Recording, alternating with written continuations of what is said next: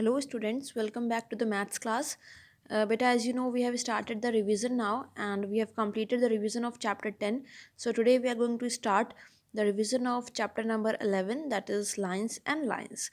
So as the name indicates, in this chapter we are going to revise again about lines. And as I have told you that lines are mainly divided into two parts. One is straight and the other is curved line. Okay,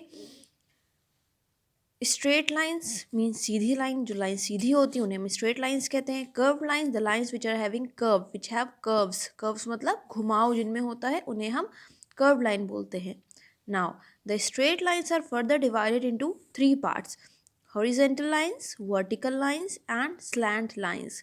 horizontal, vertical and slant, all these lines, horizontal, vertical and slant, are all the three of them are straight. But see, such kind of lines which I have drawn here also, ऐसी lines देखिए बिल्कुल लेटी हुई lines जो है इस तरह से जो लाइंस होती हैं, जैसे मैंने स्केल रखा हुआ है, these lines are called horizontal lines. Now the vertical line, the straight lines which are in standing position like this. अब ये ऐसी पोजीशन में जो लाइंस है, अब मैंने स्केल रखा हुआ है, these lines are called vertical lines.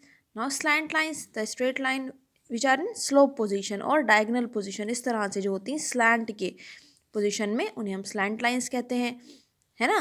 तो जो इस तरह से होती हैं stand the straight line which are in sleeping position, they are called horizontal lines.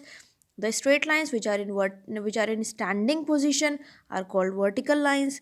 The straight lines which are in slope position or diagonal position are called slant lines. All the pictures are also here. You can see in the pictures also. And I have already written practice to draw these lines. आप practice करेंगे तो और अच्छे से समझ में आएगा. Now we will move towards the questions. The first question is, count the number of horizontal, vertical and slant lines in the given pictures. Here I have given you some pictures. You have to see the pictures and then you have to write how many horizontal lines are there, how many vertical lines are there, how many slant lines are there. ठीक है, तो अलग अलग pictures के लिए अलग अलग answers हैं. ये आप देखेंगे और यहाँ से लिखेंगे. अलग अलग पिक्चर्स आप अपने हिसाब से भी बना के ड्रॉ करके इसके प्रैक्टिस के लिए आप और दूसरे पिक्चर्स भी और दूसरे शेप्स भी यूज़ कर सकते हैं. We will move to the second question. The second question is of true false. The first one, a curved line can be drawn using a scale. क्या हम एक curved line को स्केल से बना सकते हैं? No, curved line वो होती है जिसमें घुमाव हो, और स्केल से तो हम सीधी लाइनें खींचते हैं ना, तो we cannot draw a curved line with a scale. तो it is false. Second one, horizontal lines are also called sleeping lines. क्या horizontal lines को sleeping lines कहते हैं? Yes, जो ऐसे lines होती हैं sleeping position में उन्हें हम horizontal lines बोलते हैं. Horizontal and sleeping both are same, तो it is true. Vertical lines can be drawn using a scale. क्या vertical lines हम स्केल की हेल्प से ड्रॉ कर सकते हैं? Yes, हम ऐसे स्केल रखेंगे और जो लाइन ड्रॉ करेंगे सीधी वो कहलाएगी वर्टिकल लाइन. ठीक है. लास्ट वन, अ बलून शोज कर्व लाइन. क्या एक बलून में यानी कि गुब्बारे में कर्व लाइन होती है? हाँ होती है. कोई भी गुब्बारा हो उसका शेप जो होता है इस तरह से गोल होता है ना, कर्व होता है. तो a balloon shows curve line, this is true. Third part is of fill ups. The first fill up is vertical lines are also called standing lines. Horizontal lines are also called sleeping lines. Dash lines are not straight. कौन सी lines straight नहीं होती हैं? Curve lines. ठीक है.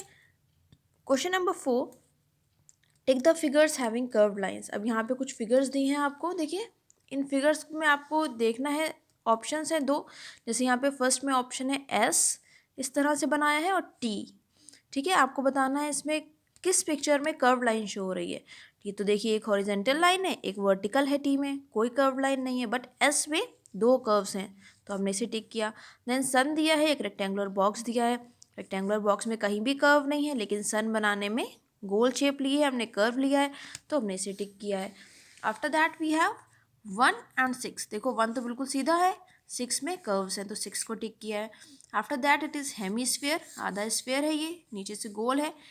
ये समझ लीजिए आप ट्रेपीजियम, इसका अपोजिट होता है. जैसे नीचे जो शेप बना है ये ऊपर बना होता है ट्रेपीजियम में, एक शेप होता है ट्रेपीजियम. फिलहाल इस शेप में कहीं भी कर्व लाइन नहीं है, घुमाव नहीं है.